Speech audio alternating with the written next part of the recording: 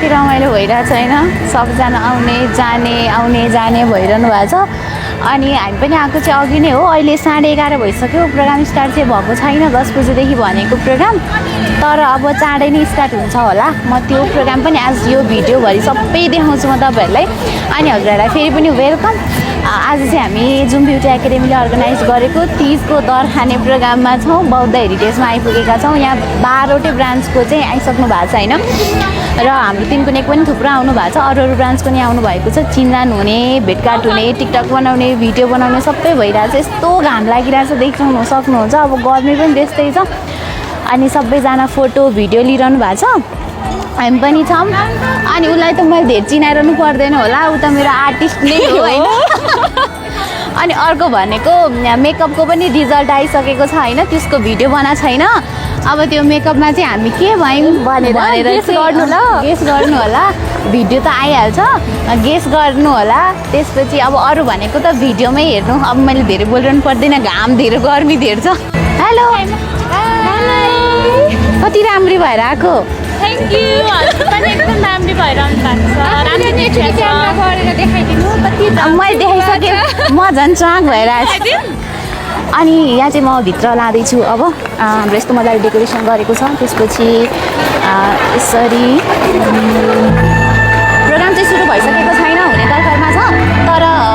यस्तो गर्मी पनि छ हैन म्याम सरहरु आइपुग्नु भएको छैन होला जस्तो लाग्यो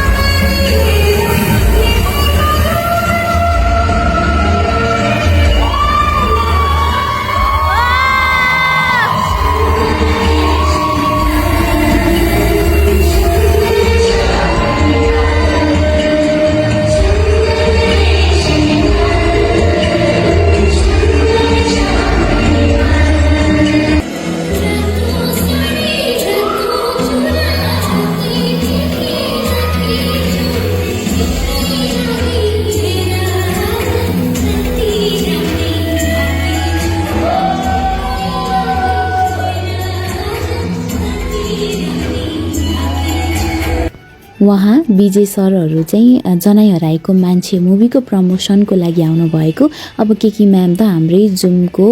मेम्बर नै भइहाल्नु भयो र उहाँलाई मायाको चिनो हस्तान्तरण गरिदैछ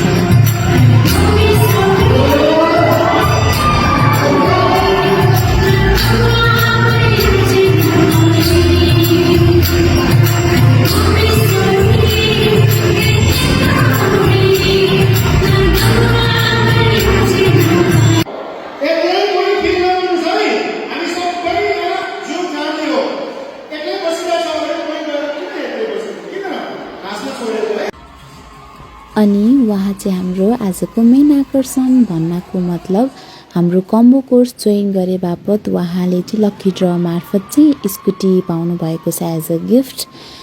र वहाँलाई चाहिँ हस्तान्तरण गरिदैछ